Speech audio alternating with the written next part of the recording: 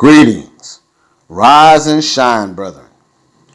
We are the World Global Reset Restoration Network family, comprised of 198 sovereign nations with over 7 billion sovereign principles, being of one mind, one heart, and one spirit, walking together under the divine principles of love, truth, peace, freedom, and justice. I come to you as a voice in the wilderness to introduce to you a man. No, not just any man, but a man sent by Yah Allah to redeem mankind. Dr. Hindu I.L. Henderson, the Adak Chief Justice of the Universal World Court, and who's also known as Yehoshua Mashiach, the Son of Man. The information that you will be receiving in this and other videos you won't get from anywhere else on the planet. Hear the many truths and fulfillment of the laws, judgments, and sentencings from our Creator, Father Yah, as well as the fulfillment of the true interpretation of the Holy Scriptures and books.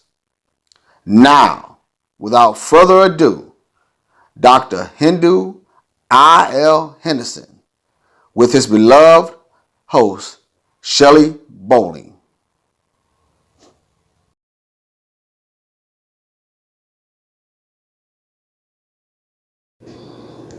Yes, I know. The government is preparing to bail you out even before Easter. I say they don't bail you out before Christmas. Reason why? First of all, they're asking for a $2 trillion would-be coronavirus packet to be able to bail out the people. And I'm asking them just in honesty, how truthful are they and how many of the people do they plan on bailing out? The president hasn't signed it yet, but I'm sure he will, but he is going to have to come to a point of at least being able to convince me that what he's going to do is going to be honest, it's going to be fair, and everyone is going to receive it. Let me help you out. A few years ago, 2005.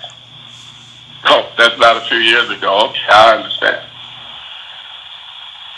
He promised, the president, that he was going to let the people go. He asked for an omnibus bill. Can anyone tell me what was the amount? What was the price that he put on the omnibus bill that he said he was going to take care of the people? Let me help you out. He told me $1 trillion and he could do it. So we gave him a $1.1 trillion omnibus bill, an omnibus bill. And yet still the people have been in more suffering since that moment than they ever been before. Fast forwarding.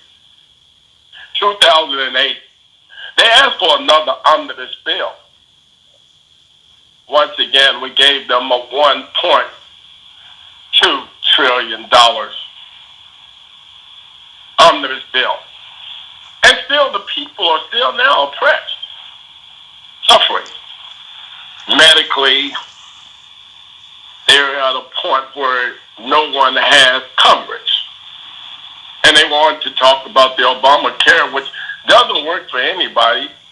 And especially right now, if anyone is relying on the Obamacare to be able to get you through the coronavirus, known as COVID-19, COVID-19, known by its would-be mysterious name of secrecy.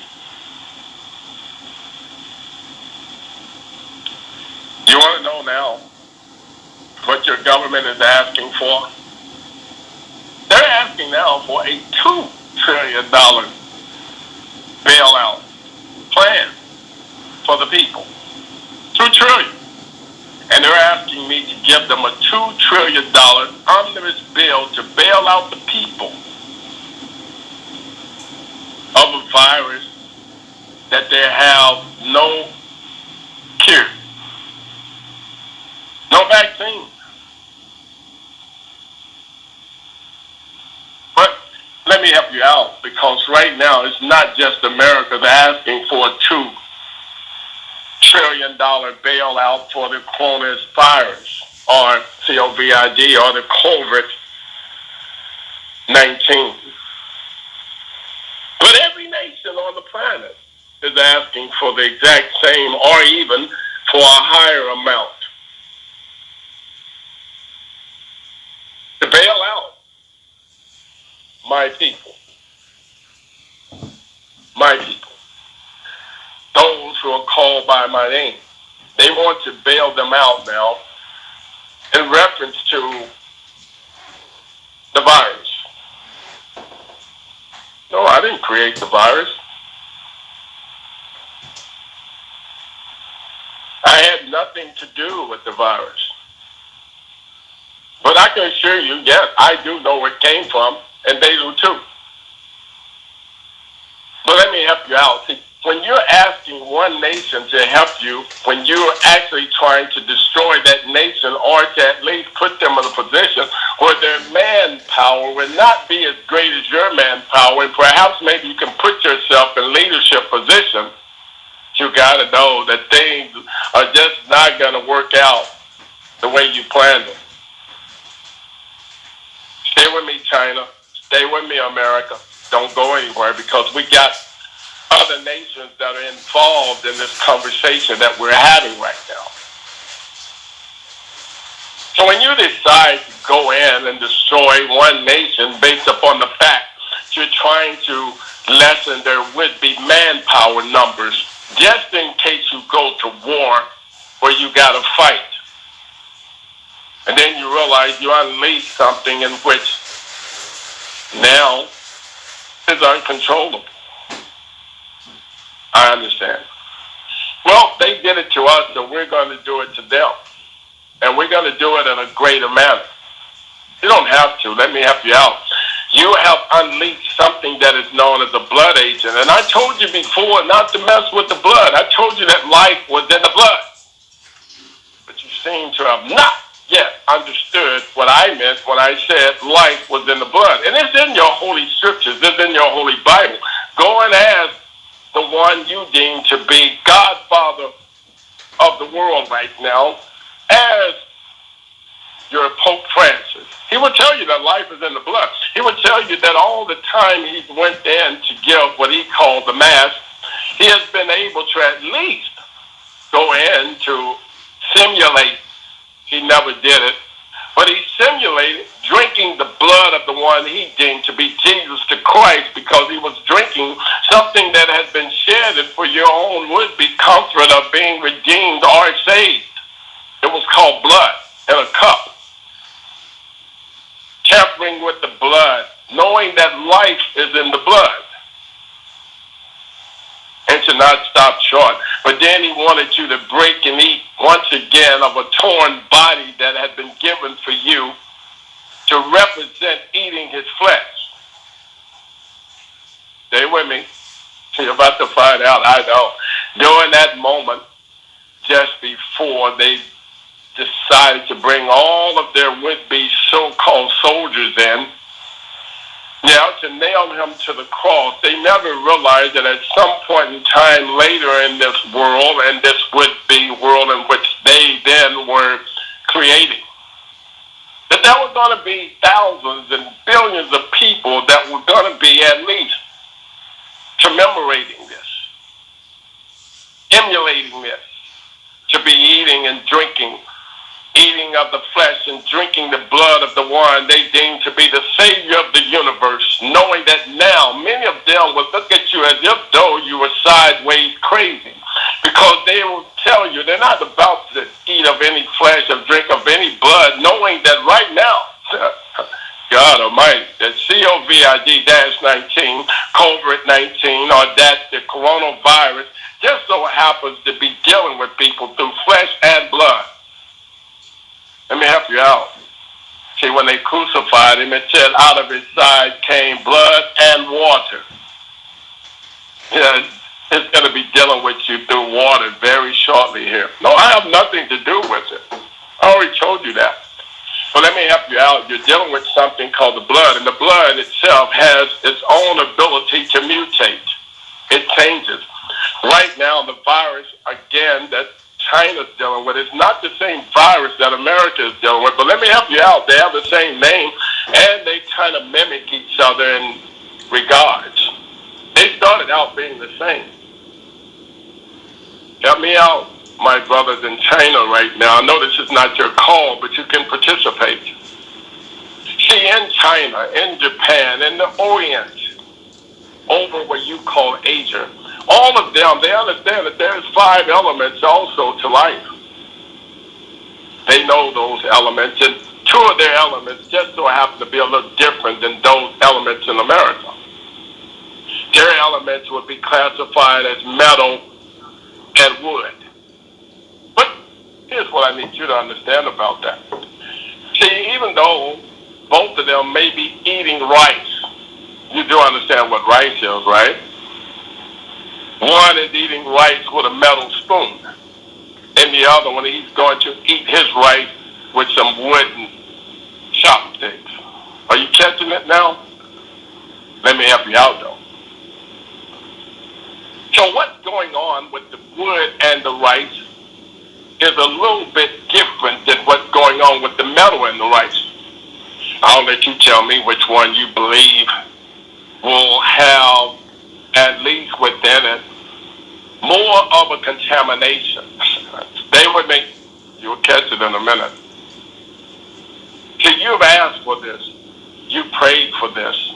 And you even worked tireless days and nights creating this, if you might call yourself a creator. I said at best you were a sorry inventor, a lazy inventor.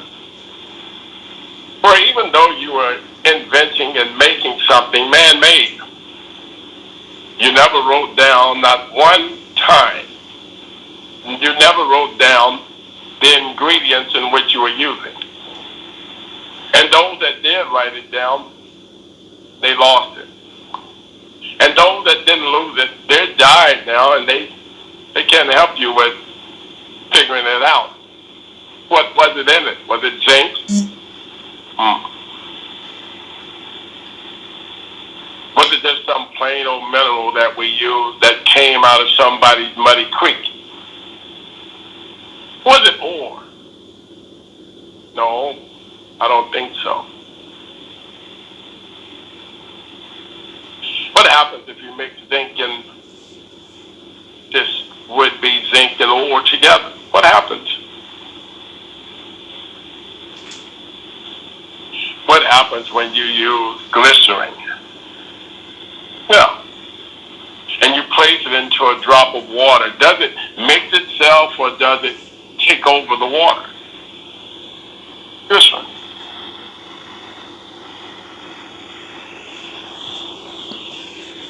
No, I didn't come to give you that type of class tonight. I'm asking you questions because right now I need to see where the honesty is going to come about. You know, I do know that I got about 7 billion people on the planet. That's not plus the other would-be 0.8 billion that is truly on here now. And now I would say that gives me a total of 8 billion people on the planet. That gives me 1 billion people that could totally be lost before before everyone is saved. You don't want to be in that number of the billion, I understand.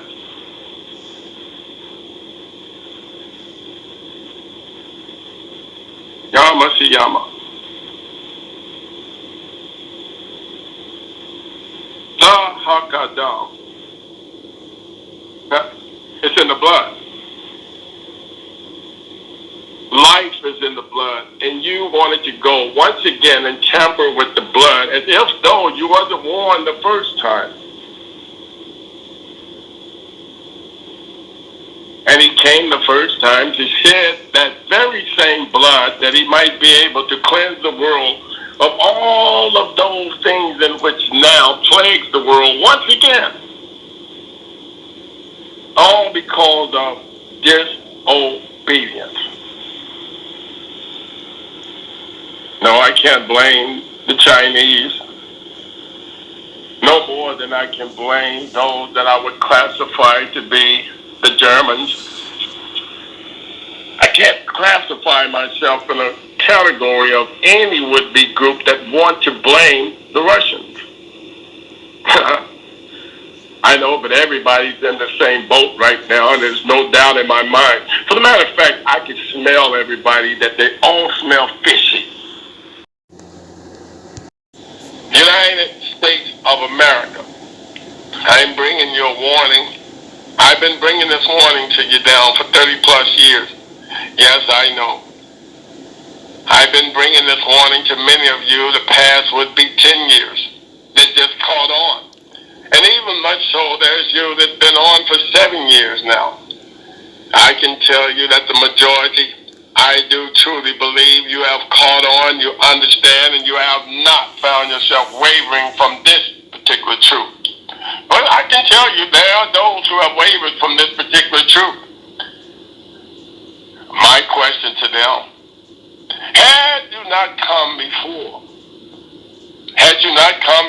to even hear my voice, would you have known what is taking place now before anyone else would have known? Would you have not yet been already advised what to do had you not come to me before? I know. You didn't believe that what I was saying was true. Some of you are in doubt. Why? Because you haven't received what you want to receive. You want $1 billion, and right now the government is pulling out stimulus checks only for the purpose of to make up for what they owe you. But you don't even know how to accept it now. You don't know how to accept that. You think that they're giving you some free money? You think they're giving you some money to not be employed? You think they're giving you some money because they just feel that you've been a good worker over the past would be 10 years or 12 years or 7 years, however long you've known me? I explained to you 30 plus years ago that it was only a matter of time. And you need to understand this stimulus check is only a small remnant of what is to come. I'm giving it to the righteous. I know. Someone down the street is going to say, well, she should not have gotten one.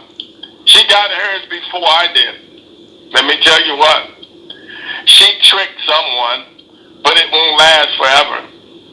It's only a matter of time before all of those who have received this stimulus that did not deserve it, they'll be giving it back. You have to realize, when you give someone, like I said before to those of you who came to me many years ago, you give someone something that they never had before. They always go to the extreme of using it. I know. A man, you would say, well, he's been drinking all of his life and he's always been a drunk. I can assure you that he won't waste a drop because he knows just how hard it is for him to be able to come by the next bottle. So he makes sure that he drinks every drop. But one who is not accustomed to being a drunk, drinking all the time, when he gets the bottle, he splashes it everywhere. He finds himself even pouring it out on the ground to some dead would-be friend of his, where he wants to send him off with a toast, not realizing that drunks don't waste alcohol like that. They make sure that they use every drop.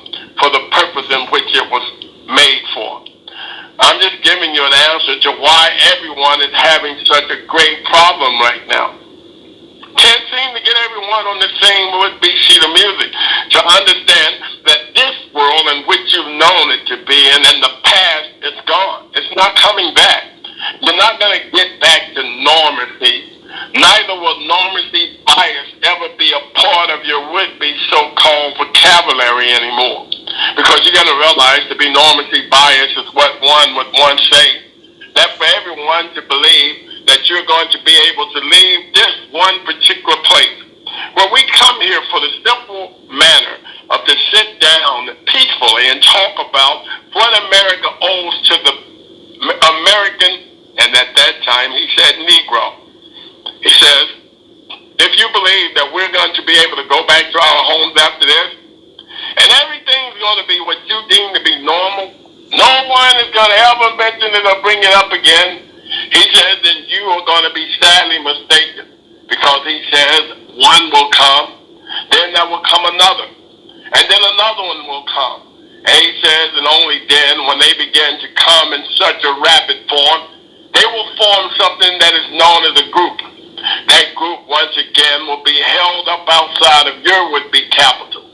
That group is going to be so large, it is even going to outnumber the crowd in which you had the first time. And this time, he says they will not go away despondent, and they will not go back to their homes looking to come back another year where they will classify it once again to be normal.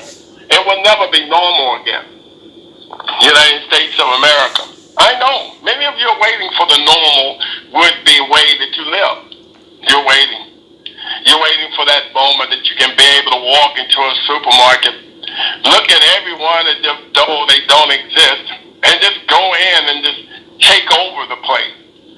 They know. We know you're looking to go back to the counter, the cashier, and talk to her any kind of way and throw your money on the floor and look for her to pick it up. We already know your type. But then again, Miss Cashier, we know your type as well. We know that you're one of those cashiers that when the people come by, you hiss at them, you spit at them, and you even talk to them as if though that they owe you the money in which they're purchasing their items and their merchandise for.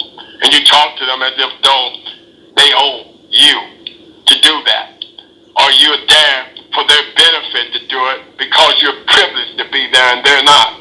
We already know you would be landlords. You like throwing people out because you deem yourself to be not just the landlord of the house, but you're the landlord of the land. We know that you're the landlord of the highway. We know that you're the landlord of the courthouse. We know that you're the landlord that believes that you run the police department, so you call them in to throw the people out. Yes, and then you go down there on Monday morning before everyone wakes up so you can meet up with the justice of the peace so you can make sure that the eviction notice is signed with his signature on it. We already know what normalcy looks like to you. We know what it looks like to you. But let me help you out. The angels don't see that as normal. Yes? Let me repeat that in case you missed it. I said the angels do not recognize that as normal. They do not. Let me help you out even much more so. There's one who have been sent to make sure that the angels, if needed for the war, will be present and they will be there, all accounted for.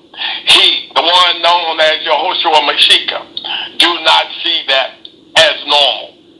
I understand that in case you believe that Yehoshua Mashiach doesn't have a word or he doesn't have an opportunity to have an opinion, let me help you out. Yah Allah, God of the universe, my Father, don't see that as being normal. And I can assure you, normal, that you believe is normal, you will never get back there again. Never. That's a done deal. The next time you call something normal, you're going to realize that you're going to be kind. You're going to be meek. And you're going to be humble. And thereby, that is the only way that you will inherit the earth. Other than that, make way. I would say carry your blanket with you because your bed will be already made for you in hell.